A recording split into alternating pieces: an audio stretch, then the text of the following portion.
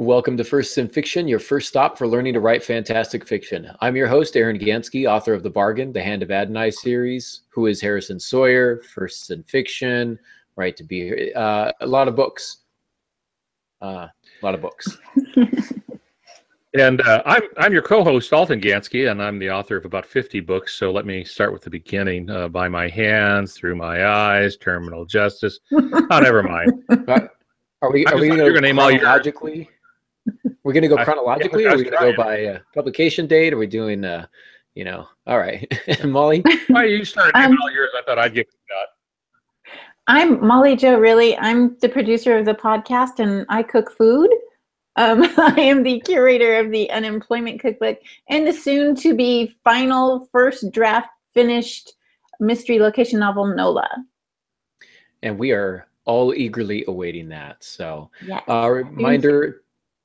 Reminder of those of you listening to our audio-only podcast, you can catch us live 6:30 p.m. Pacific Standard Time every other Tuesday, or at aarongansky.com at your convenience. And so we'd love to have you join live. Enjoy having you guys in the chat room and being able to answer your questions as they come up. If you're watching us on YouTube, we ask that you hit that thumbs up button. That helps us out so much. And then, of course, always share with your friends and just kind of help us out by getting the word out there. We're not asking for your money. This is all 100% free. And we do ask, though, that you would just, say something positive about us. If you like us, if you don't like us, then nice to say, don't say anything at all. We wouldn't turn down money if you chose to offer it, though. I don't know why you're saying. I mean, we're not asking for money, but So I'm not asking for money. I'm not asking for money. I'm just saying that why reject it? make checks payable to Molly Jo Riley.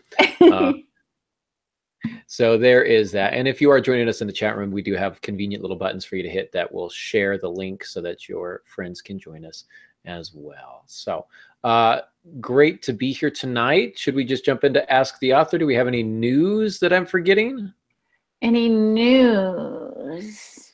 Well, I started my new job, and I'm working in the marketing department, so that's super exciting. I work for the local paper, and I'm almost done with NOLA, so super excited for that. Excellent. So, well, all right. Pops, did you have any news? Oh, I'm just happy to be in the only part of California that's not on fire. So, oh my goodness, yeah. For a change, usually the fires are wherever I live. So, but it's been bad. It's been bad. Are you getting a lot of smoke up there in Fresno coming down from Napa? We did, and the fires were, a fair ways. I mean, it's several hours drive for us to get to it, but there was a lot of smoke in the air. Hence some of the coughing and stuff. There's not much now, but usually that's not an area that has to deal with those kinds of fires. And the wineries, and last I heard, it was like 3,500 buildings gone or something. Mm-hmm. That's horrible. Yeah. It's just it's like the apocalypse, between hurricanes and wars and rumors of wars and places burning. Yep. Weird. It's very weird. Yeah, it is. It's strange. It seems like this happens every few years. We've always got a few natural disasters kind of back to back. So, but we are we are thinking about those in Northern California, and also those, excuse me, still recovering hurricanes.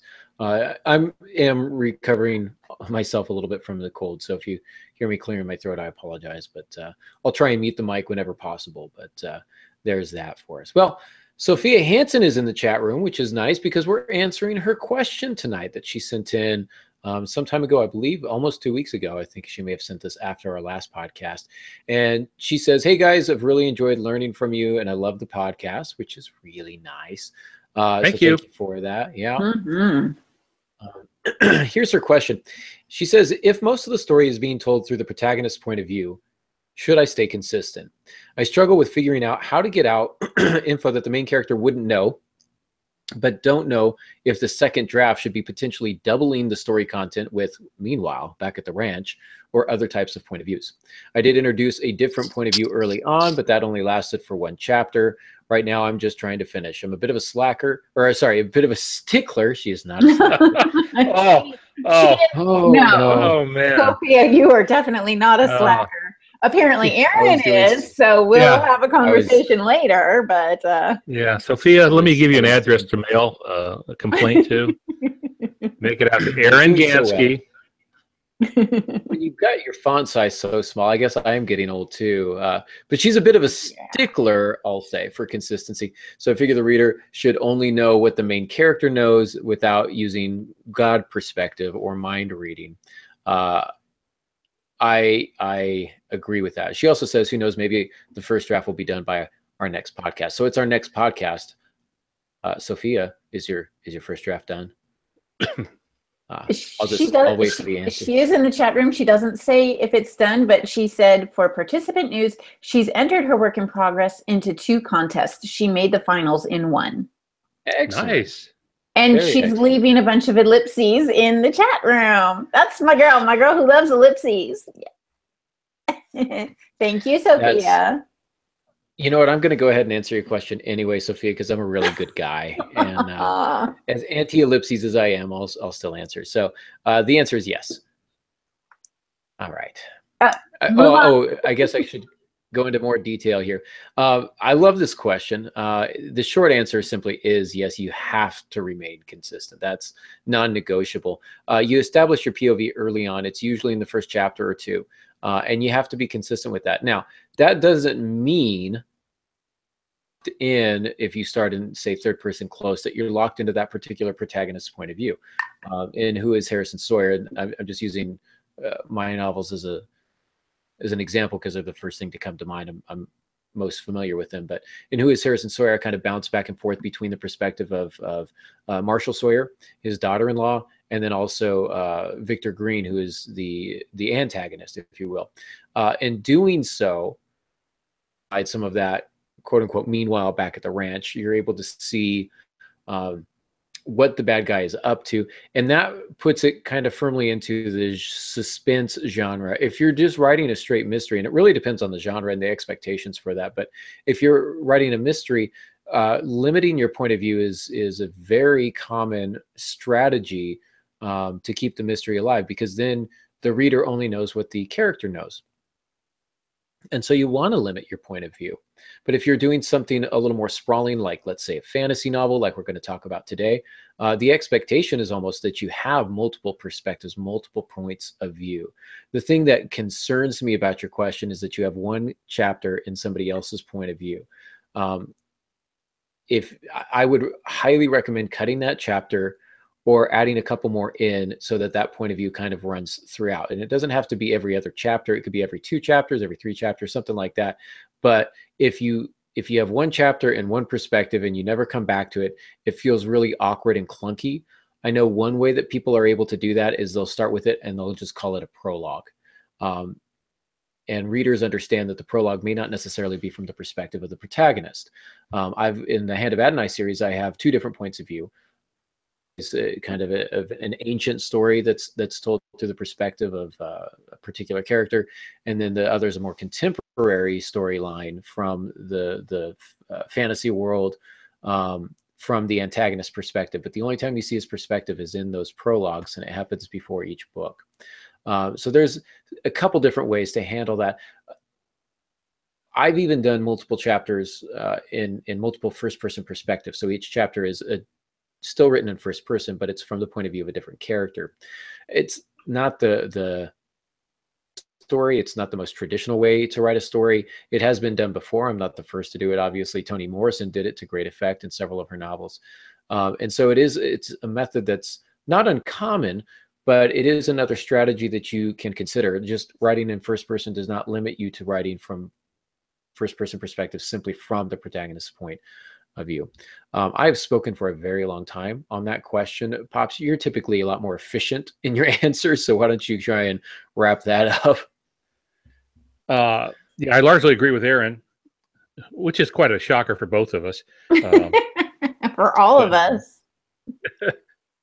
I agree pretty much. Normally, when you write in third person, you're going to have multiple points of view. That's the benefit of third person. Yes, you can write third person close, that it's so close that it's just one step removed from being in first person. I'm not sure why you would want to do that unless you're just being experimental. But generally in popular fiction, meaning it's for the masses. It's not so much literary, trying to reach literati, that you're going to move from head to head, but not in the same scene. So most you're probably going to be from your protagonist, but their supporting cast of key characters, and you'll see through their eyes. And you can even do that with the antagonist. I have done several books where we see through the eyes of the antagonist, and certain things are revealed to the reader, not necessarily revealed to the protagonist, who may still be in the dark, but the reader is able to keep up with those kinds of things. So yeah, you should feel free to do that. It is said that the best-selling books are those that are written in third-person, multi-point of view. So it's usually third-person close, multi-point of view stories, because it breaks up the story. It's not just one person all the way through. You get different voices, you get different perspectives, you get different sets of emotion. You get to write from a male point of view and a female point of view and maybe a child point of view, depending what your story is, but it really enriches the story. So do be consistent, and really the key is it's one point of view at a time. You get one point of view per scene. Doesn't have to be per chapter, but per scene, one point of view, one pair of eyes, that's it, no more. Otherwise, you get into head jumping, and it can get very disconcerting to the reader, can confuse the reader. Case in point, Tom Clancy was a good writer and had great editors, but in one of his books, a line got through and he jumped heads. And Ryan, his character, is president now, and he walks out and he's looking at all these people in the party in their tuxedos, and then there is a line, it was in italics, so it was a thought about how good he looked. And I thought, really? He thinks that highly of himself? And then I realized for that one line, we jumped into a woman's head. So I couldn't figure out if he was looking at another man thinking, boy, he looks good, or if he was thinking that he looked good, take the one line out and there's no problem. So sometimes they slip through, so you have to be cautious with them. But yeah, a multi-point of view is really the way to go. It enriches the story, but just one point of view at a time. Very, very informative. The problem with me always being the last to answer is that the good answers are already taken. Aaron and Al pretty much cover everything that I'm already going to say. Definitely, Sophia, definitely remain consistent. If you do use multiple point of view, it should be used regularly, not one and done. If you only want the audience to know what the protagonist knows, have us discover it on the journey with the protagonist. You can release the information through discovery, through conversation, but I think it's also dependent upon which genre you're writing in, because if it is mystery, don't reveal too much information that's unknown to the protagonist. Ultimately, use the POV consistently, whether it's one or more. I agree. And you make a good point, Molly. I kind of stole it, and that's the genre idea. What genre are you writing in? And that's going to really kind of weigh heavily into the decision of the point of view that you want to use. And what I like about doing these Ask the Authors is I always see it one way, and the three of us typically will agree on our main points, but you guys will see different aspects of the question that I didn't notice. Molly, you gave some great advice to Sophia about how to stay in that one point of view, but also reveal the information without having to do meanwhile back at the ranch.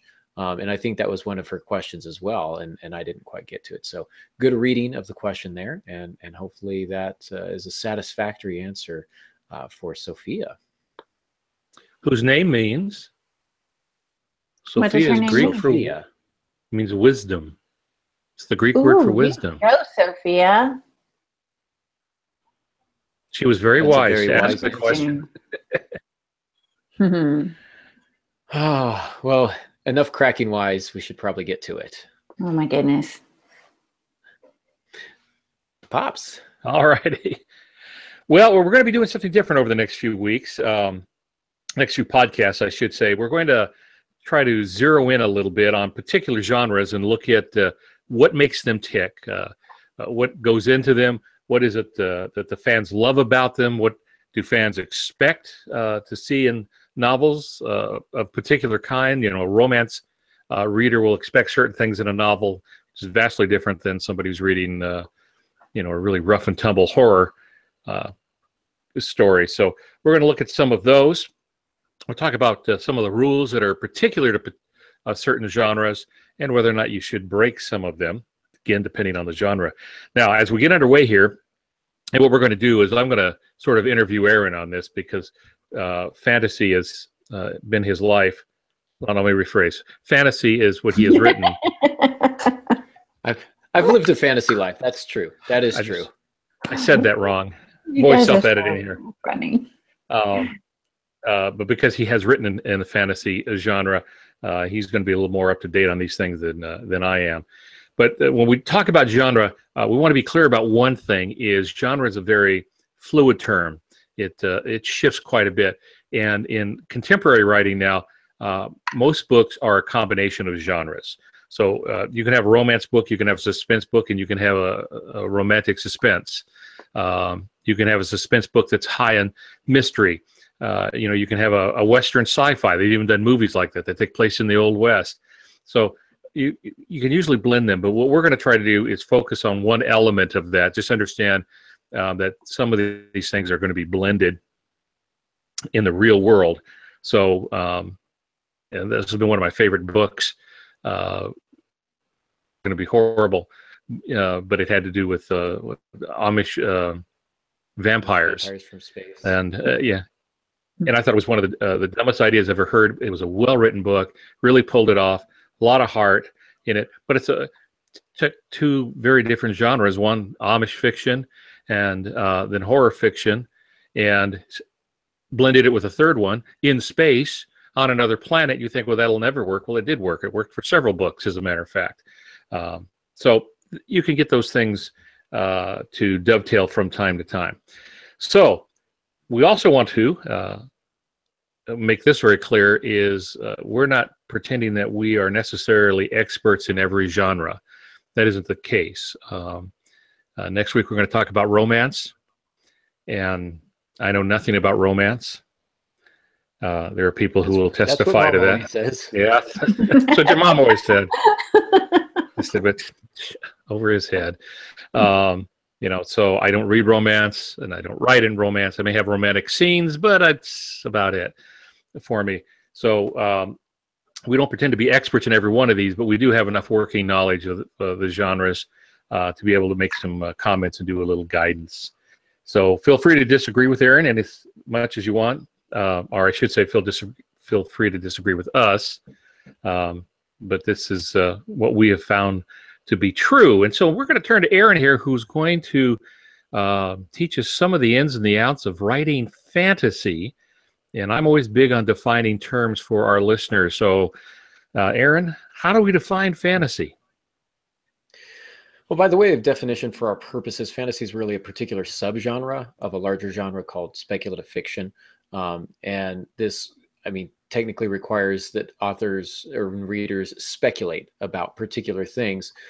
This is going to be any sort of supernatural or paranormal, horror, science fiction, fantasy, and anything in between. Steampunk can be considered speculative fiction, etc.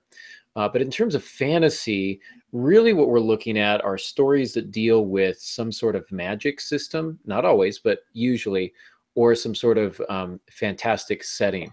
Usually some sort of medieval type setting, swords and sorcery, that type of stuff. That's the most common type of fantasy you'll see. Now, there are always subgenres. Urban fantasy, for example. Portal fantasy is another type, which the Chronicles of Narnia would be considered portal fantasy, where some people go from the real world into a fantasy world through a portal. Hand of Adonai would be considered a portal fantasy. There are several different subtypes, but really what we're looking at is some sort of medieval type setting, usually with fantastic creatures and some sort of supernatural or spiritual or magical type of influence at play. Well, I had a question in here and you answered some of it, but in the notes I put, would this include anything outside the realm of reality? And by that, I mean, Stephen King writes horror fiction. Would that also be considered fantasy? But you just answered probably not, because it doesn't entail necessarily magic, that sort of thing. But in essence, isn't all fiction speculative? Would your book, The Bargain, be considered a fantasy because it does go outside the realm of reality and involves I wouldn't say that the bargain, of course, doesn't involve magic, but there are some very semi-unrealistic elements to it. So how do you define that? There's a supernatural element to it, yes, but it does not take place in, you know, this typical medieval kind of fantasy world. It takes place in the real world, and it's grounded that way. Most of the stuff that happens there is pretty straightforward. There are only a couple of occurrences where you see some sort of supernatural influence. So I'd be more inclined to qualify that or categorize that as kind of a supernatural suspense, speculative suspense, possibly. But I think the word, for example, I used to acquire for Brimstone Fiction, a speculative imprint of LPC for a time. They're now their own company. They print speculative fiction. And my question generally is, what makes this speculative? So if somebody had handed me the bargain, I would have read it and loved it because it's the greatest book ever. But it's right up there with all that other Gansky guy, all the books that he wrote. But I would have said that this isn't speculative enough for us. There's not a significant portion of the book that's dedicated to this supernatural element. It's there. It's there. It's always there in the background, but that's not the focus. The focus of that book is not the supernatural influences. Whereas in fantasy, everything kind of revolves around those types of, be it the magic system or the setting or whatever the case may be. The book is intertwined with that, and the plot is inextricable from it. Oh, that makes sense. Thank you. Yeah, there's even a science fiction fantasy. Ray Bradbury technically isn't a true science fiction writer. He was more sci-fi fantasy. So the Martian Chronicles, none of that could happen. Nobody could live on Mars the way he described it, walk around, have conversations, set up businesses, and carry on like they just moved a chunk of Earth up there, society. But that wasn't his point. His point wasn't to be true to what we knew about Mars and what he knew about Mars, but was to find a very unique setting that had enough science application. But he created a fantasy, and that was the very makeup of Mars and the ancient Martians that had long died but somehow are still present, and then how people adjusted. So it's really otherworldly, and that's very often what fantasy is. It is somehow otherworldly. Horror is not necessarily otherworldly. So if you take Cujo from Stephen King, about a crazy rabid dog, okay, that isn't otherworldly. It's just frightening, and its goal is to frighten, to terrorize.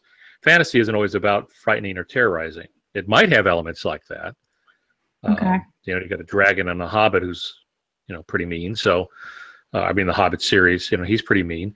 So you can have that. C.S. Lewis, they sometimes call it a series of books he did, his sci-fi trilogy, Out of a Silent Planet and some others, but it really was fantasy that he was writing.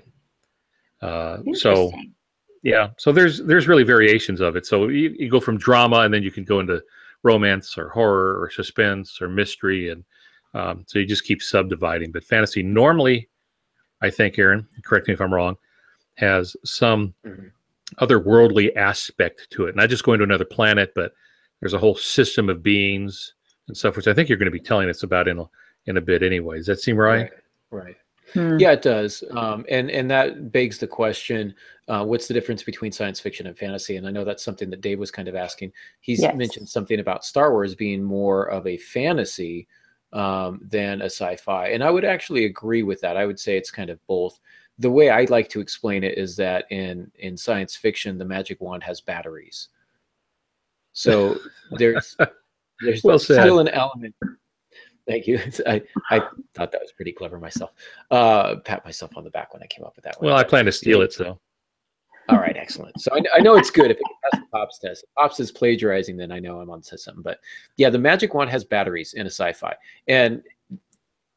And that's not even always the case, because we've got, within science fiction, we've got another subgenre. We've got hard sci-fi and soft sci-fi. Hard sci-fi is the science is about as accurate as you can get it. It might be theoretical, but it's based in real life science. Your You're not going to have faster than light travel because that's still theoretically impossible as we understand it. You're going to have like real planets, and you're going to think about alien life if it exists and what it's going to look like, etc. And then Star Trek is kind of close to that, even though Star Trek has a lot of elements of fantasy to it, like some of the aliens and strange creatures and Klingons and stuff like that. But it also has kind of a harder element to it where it actually has real science behind it. Warp drives are theoretically possible. And so some of the explanations of their science is a lot more accurate, whereas in Star Wars, you get kind of a hand waving. It's faster than light travel. It's hyperspeed. It's fine. Don't think about it. Don't think about physics. Just stop. Like, and I won't spoil it, but there's a part in episode 7 where I was like, but I mean, Star Wars, so I'll let it go. But no, like, but they also have like this strange mystical force, and even with all the technology that goes along with it, there's a supernatural force to it, and that's kind of the magic element, is the force in Star Wars. So Star Wars is kind of one of those cross genres. It's a sci-fi fantasy, and a lot of soft, I use the term soft sci-fi, not in any way to be derogatory of it, because like you say, I mean, Ray Bradbury wrote that stuff and he did a fantastic job, and some of it's just really amazing. But The Sound of Thunder, time machine, it's fine, don't think about it. It's not about a time machine. It's really not. It's about fear, and it's about courage, and it's about what we hold dear and all these types of things. So some great literature, but quote unquote what we would call today soft sci-fi, and fantasy is more like that, where you can have kind of a soft fantasy or a hard fantasy. A hard fantasy is going to be something more like a Brandon Sanderson, where he's really thought out the magic system and what spells do what, and he's going to try and balance everything so nobody's overpowered, and he's going to put a lot of time and effort and strategy into coming up with that stuff. And then there's Harry Potter, and again, incredibly well written series. I love Harry Potter. This is in no way a criticism of her work, but that would be more of a soft quote unquote fantasy in my book, simply because the magic wand, there's a lot of hand waving. Oh, there's expect your Patronus, and then magic happens, and then this magic wand does that, and this magic spell. So there are some guidelines, but there's not a lot. It's just a lot more willy-nilly, without a real set of rules that's kind of structured and put in place. Neither is better than the other, but you will find some readers prefer one to the other. Yeah, science fiction is about the science. It glorifies science. It utilizes science. So Arthur C. Clarke, try to stay as true as possible to the science. Ray Bradbury didn't. Isaac Asimov, when he was writing science fiction, he preferred to write nonfiction, but he wrote a lot of science fiction. Well, he has a PhD in biochemistry, I should say. Okay, so he sticks to the science. Then you start getting things that drift a little. Michael Crichton, who loved the science, he had a MD degree. It's Dr. Michael Crichton, was Dr. Michael Crichton, and he did Jurassic Park, and he did a lot of research and tried to get the science as close as possible.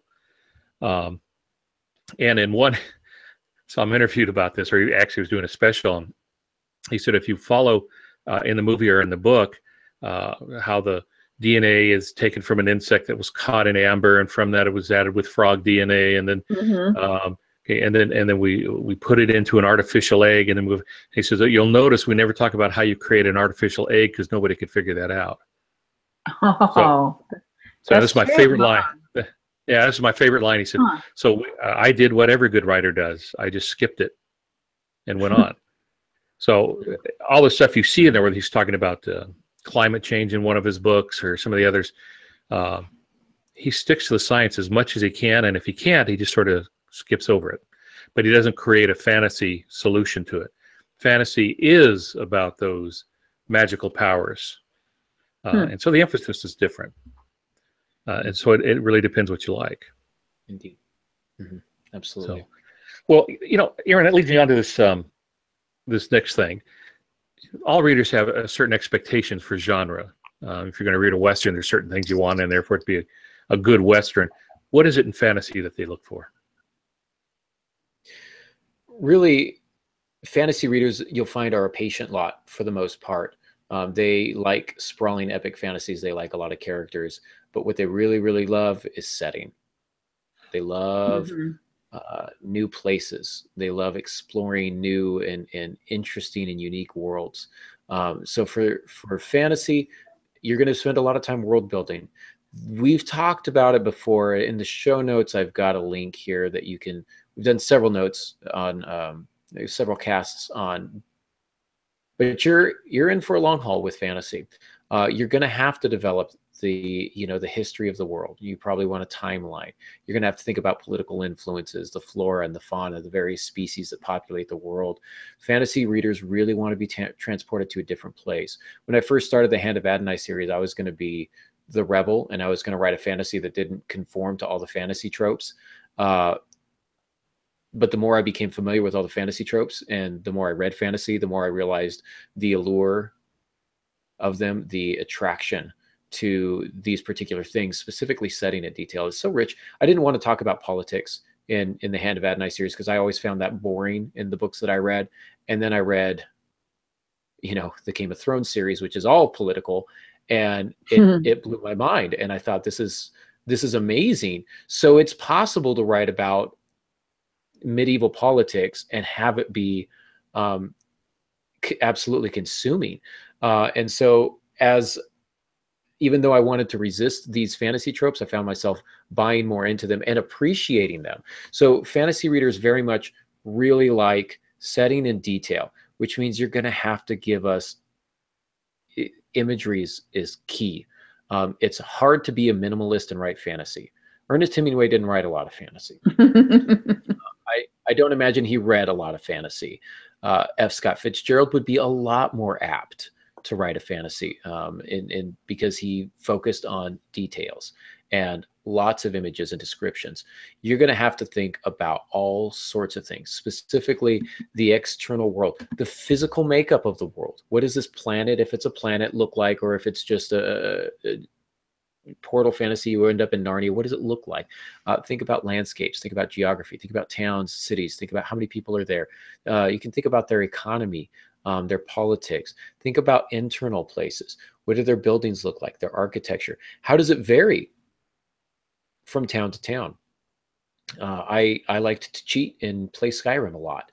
And there was a lot of information that I got from Skyrim just playing that about how to construct a world and how to build a world and the influence from one town to the next. And is that a video game? Yes, it's a video game. It's the video game, Pops. I'll forgive your ignorance, but I'm old. When it comes to any video game, period, Skyrim's right up at the top. Especially, it's probably the greatest role-playing game that's been created. Really good stuff. But what makes it great is the amount of detail that's in the world and the people within the world and the influence, the political influences, things like that. The detail. What can you see, smell, hear, taste, touch? Think about all 5 of your senses. The more you can hit, the better off you're going to be, because it's going to transport your reader out of their chair and into this particular world. I'm going to suggest that you draw a map. I did. It was not a good map.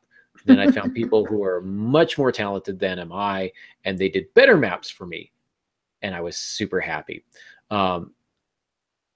This is going to help you conceptualize how long it takes to get from one place to the other. It's a way to remain. That's a big thing that we'll talk about probably a little bit later. Consistency is really, really important in fantasy. Mm-hmm. And one of the ways that you can maintain that consistency is by drawing a map. Labeling regions and who these regions belong to, who's in control of them.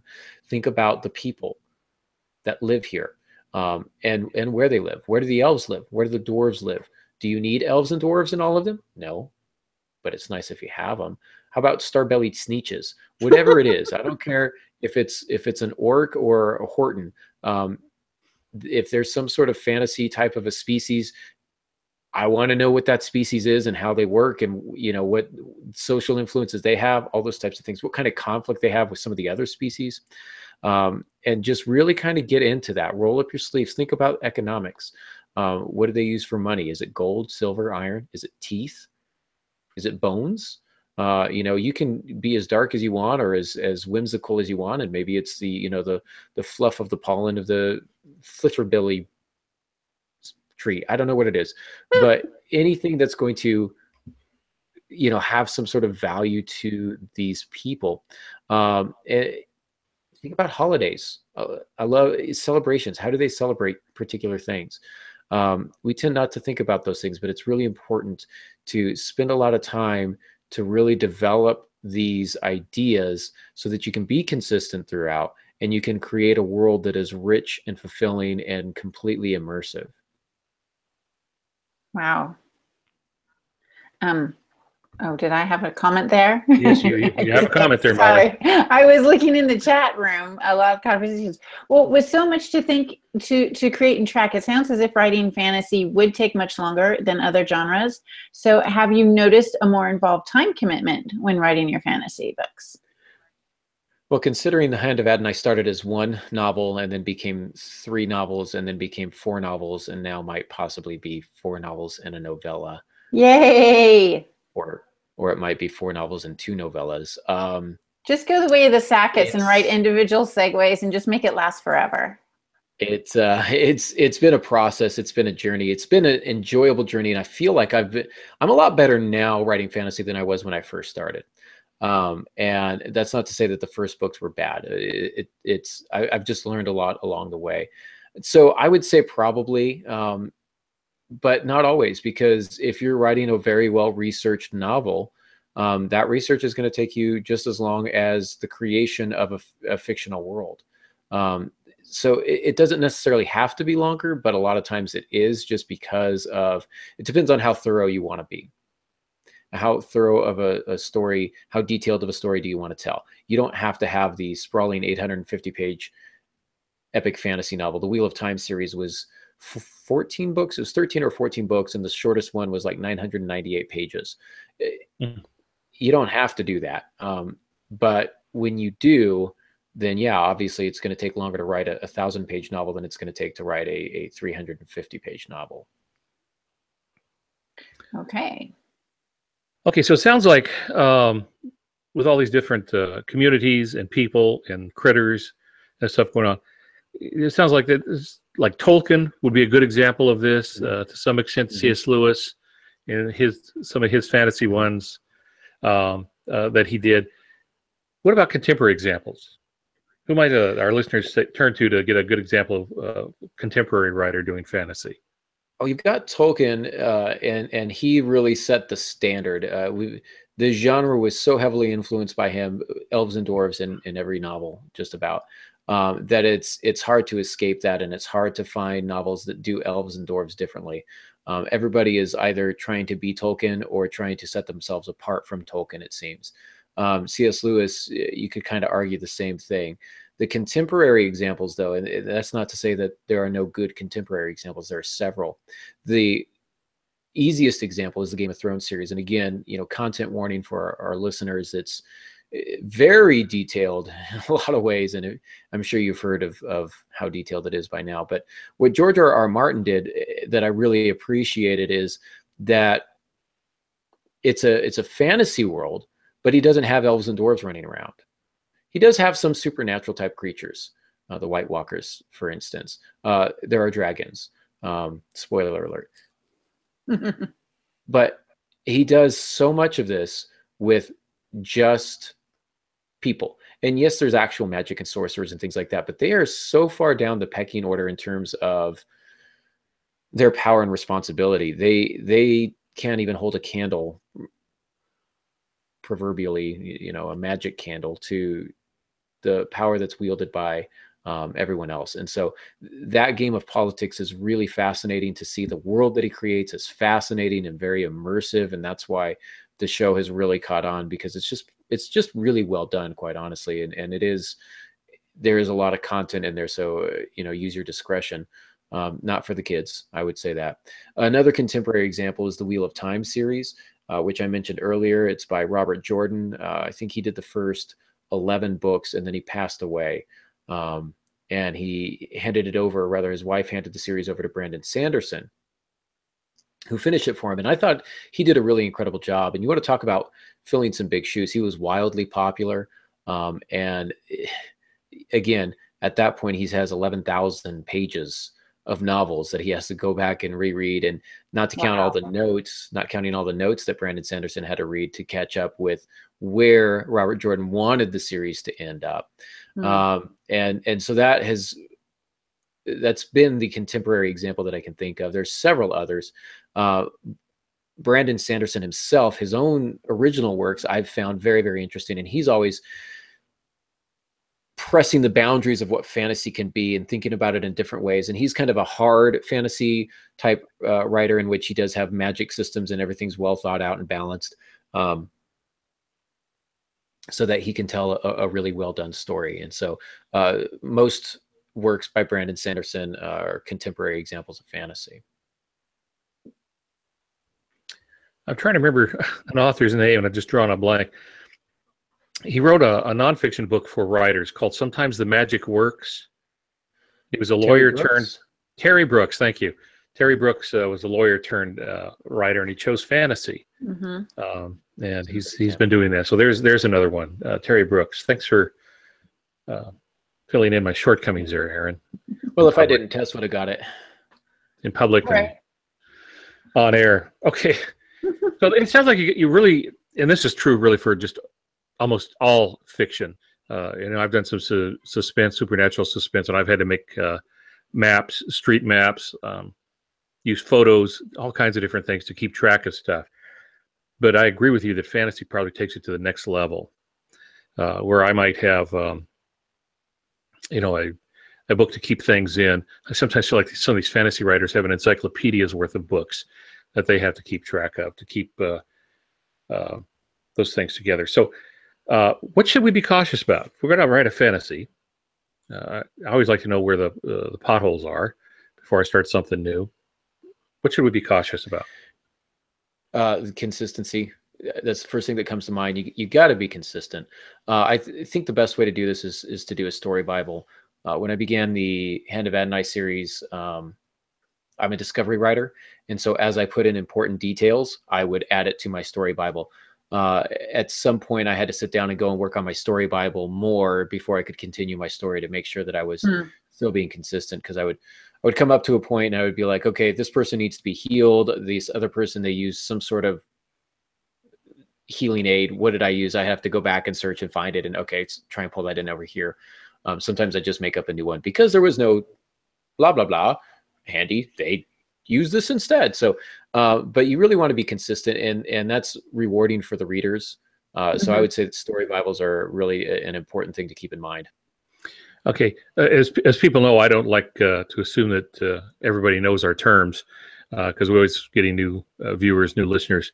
So let me explain. A story Bible, and that's Bible with a small b, not a Bible with a big B. Bible, the word Bible just means book. It comes from a city called Byblos. The name was later changed to Gabal, but that's where they used to make paper. And so Bible is a word for any kind of book, and it comes from the old Middle Eastern town of Byblos, where they took reeds, they grew reeds, and they made paper out of it, and the like. So a story Bible, that idea really comes from television. So you mentioned Star Trek earlier. They have a thing called a story Bible. The Big Bang Theory would have a story Bible. What has been done? What are the names that have been used? What do they like? So we're talking Sheldon hates birds, but he likes this. You got to keep track of that, because you do enough of these, you start losing track, and new writers will come in. Well, when you're doing a big project like a novel, you have to keep track of things. And a story Bible is just simply, it's a binder. It can be a digital file on your computer. It can be, OneNote. It doesn't really matter what you do it on, but you keep track of these things so you can look them up easily and maintain continuity. So those are very, very important. So that's what a story Bible is. And continuity is very, very important. Nothing knocks a reader out of a story faster than continuity. Nothing knocks a viewer out of a story on television than lack of continuity. I always say that when they're sitting at a restaurant and somebody has a drink and the glass is almost full and he says 3 words and they cut to the other person, they cut back to him and the thing's almost empty. So the guy's either guzzling this thing, he says a couple more words and the thing's half full. So that kind of continuity and the visuals is very distracting. Well, it's true in books also. So especially names. Would that be true, Aaron? Yeah. And names, we've actually, I think, done a cast. I may have to try and dig it up and put it on show notes. I'm not sure I'll be able to, but I'll try. We've done a show on character names. With fantasy, especially when you're using unique languages, we like to come up with some really interesting and unique names. And the problem is, if you can't pronounce them, they're no good. And so you've got to find a name that suggests something that's unique and cultural, perhaps, but also easy to pronounce. You're going to have a lot of characters. Again, these are sprawling epic fantasies, generally speaking. And one thing that readers like more than setting is characters. And so they expect a lot of them, and they're okay tracking with them. Make them unique, make them memorable, make them different enough so that you don't have the same stock character from place to place. They should speak differently. They should behave differently. They should look different. They should care about different things, so that you can differentiate between them and have a very diverse group, that a group of protagonists that's going along. You'll want to have really strong characters. Usually they've got some sort of power. The hero that's saving the world or whatnot, they usually have some sort of unique talent that nobody else does, or they can wield it in a way that nobody else has. In Game of Thrones, a lot of times it's just political power or political savvy or the ability to move through a city unseen, and so they're very stealthy or whatever the case may be. But different things give them a range of options. And you'll want to be able to maybe start with an archetype, but you want to change it up. Who does a really good job with this is Brandon Sanderson. He likes to take fantasy tropes and kind of turn them upside down. And so he'll take a stock kind of fantasy story, really wrestle it around till it's original and unique, and you don't even recognize it. Then you get about 2/3 of the way through the book and you're like, I see what he's doing. Here's how the book is going to end. And then you get to the end and you're like, that's not where he was going at all. I've grossly misjudged the way this is happening. And so he's kind of made a career out of that by subverting reader expectations of fantasy tropes. And so I would encourage you not necessarily to deliberately try and deceive readers, but to encourage you to find the unique aspects of your character, to find the unique aspects of these fantasy tropes, pay homage to them, but you're not chained to them in any particular way, if that makes sense. So you got to have good, strong characters, well developed, and need to be able to keep them straight. Looks like Molly has stepped out for a sec there. You said you're going to have a lot of characters. Is there like a limit to this? 22. It's been scientifically proven that that 23 just completely breaks your novel. There's not there's not a particular number. I will say in fantasy you're granted a little more leeway because of the scope of these novels. The Wheel of Time series, for example, probably has, I don't even know, it's got to be 50 characters. It's probably got like 20 something perspective characters, and a lot of them have died and come back and have new names, and a lot of them use different names in different cities. And so one character may have 4 or 5 or 6 different names. I can't keep them straight. It's so confusing, and so many of them sound the same. It's really confusing. To me, that was problematic. Lord of the Rings, I was okay for the most part with the Fellowship, but beyond that, other characters came and went, and I couldn't remember who was who anymore. And a lot of people will probably be disappointed in me for that. And I would suppose fantasy readers like that kind of thing. They're the kind of people who can keep track of some of that in their head. And Yes, but it doesn't mean that, especially when you have a glossary of characters or something like that, which I've started doing in the later Hand of Adonai series, because later books and novellas in the Hand of Adonai series, because the cast has gotten large and they make references to people who have been dead for centuries. And so it's nice to be able to go and say, oh, that's who this guy is. But I put a lot of time and effort into making sure the names are different enough, and that the characters are different enough to be able to keep track of. But I also had no fear of introducing a council of 8 different people. I was okay with that because I knew that fantasy readers would be okay with it. I didn't do 10 or 12. 8 was probably pushing it a little bit. Maybe I should have stuck with 6, but you have a little more leeway. So not always the case, though, in other novels. Molly's question was about Nola, and she was worried that she may have too many characters in that. And that's less of a concern in fantasy than it is in a shorter novel, a 250, 300-page novel, especially mystery. You're going to have a handful of characters. You're going to have your suspects in a mystery. You're going to have your protagonist, etc. You're going to have some red herrings in there, but you're not going to have this big sweeping cast of 20-something characters. So there's not really a limit. But again, if you're getting confused as a writer, your reader is already confused. That's what I would say. Alrighty. We are starting to run out of time here, so I'm going to have to move us on here. But there's a couple things I think we ought to touch on here, unless there's something else you think is a little more important. But you have some comments about a magical balance. What do you mean by a magical balance? This is really what I was talking about when I was mentioning Brandon Sanderson and trying to establish a rule, a magic system, like a guidebook, if you will, of he played Magic the Gathering. He's a Magic the Gathering player, so he's intelligent. And what's great about that particular game, as well as other games, is that there's a balance to them. You feel like you can play a variety of different cards and still have a chance at winning, because some cards are strong in doing X, but they're weak in Y. Some are strong in Y, but they're weak in Z, etc. Should have kind of the same thing here, kind of a yin and yang. You want to make sure that both sides have equal resources. So if you've got a wizard, there should be, maybe a dark wizard, or, even with Lord of the Rings, you've got the white wizards, you've got the gray wizards, you've got evil wizards, you've got all these types of things. The problem comes with the eagles in Lord of the Rings, where you kind of snap your finger and here come the eagles, and it's like, where were the eagles earlier? Why didn't we just write these into Mordor and then drop the ring in Mordor from the sky? Because that would have been so much easier. You don't want your magic to become a Deus Ex Machina. You want there to be a structure and some rules and some guidelines to provide, so that your character has to find a way to maximize their use of the power, if you will.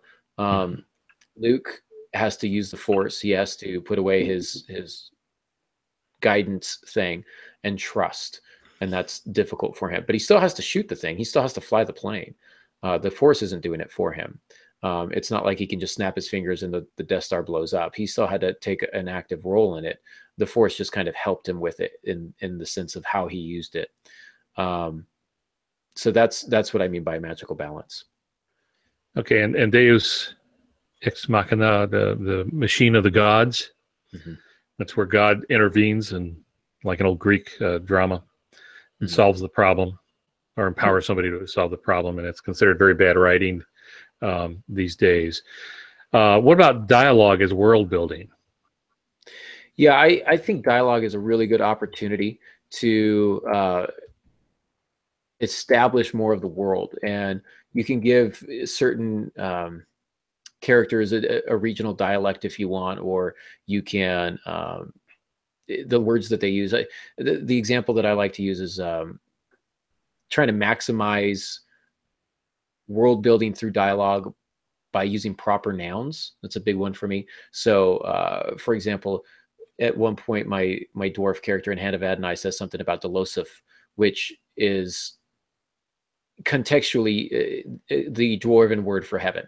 And you can figure that out without needing to go to the back of the book and find a glossary and look at it. You just understand contextually what that means. So finding new and strange and unique words to put into dialogue like that are going to help establish the world that these characters have come from, and point out their differences, because not everybody is going to know what the Losif is.